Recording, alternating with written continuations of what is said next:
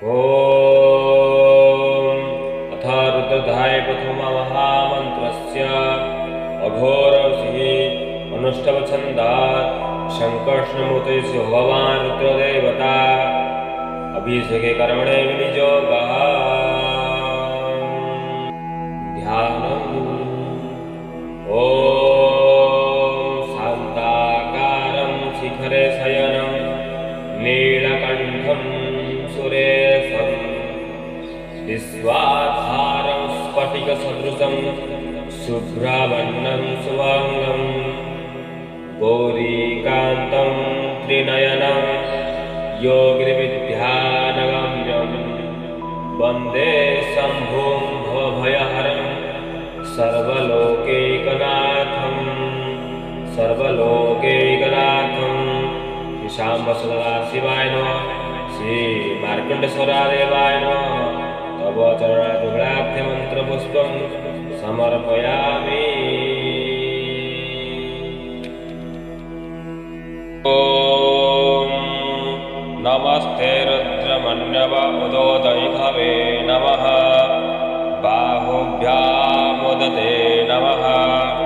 या ते रुद्रश्वा तनोरघोरापापकाशिनी तया नस्तनुवा सन्तामयाद्रीशन्तविजाकसी यामिषुङ्गे सन्तहस्ते विवश्यस्तवे शिवां गिरिततां कुरुमाहिघोषि कुरु खञ्जगत शिवेन वचाशा त्वाग्रिशाच्छा वदामसि यथा सर्वमिजातयक्ष्मक्को सुमन अशात अध्याबोधति भक्ता प्रथमो दैव्यो विशक अहि गोष्ठसर्वा जम्भयमुसर्वाशयाधान्यो धराजीपरा शुभ अशौर्यस्ताम्रोतवभ्रोषो मङ्गला एचैनक्को रुद्र अभितो दीक्षिषिता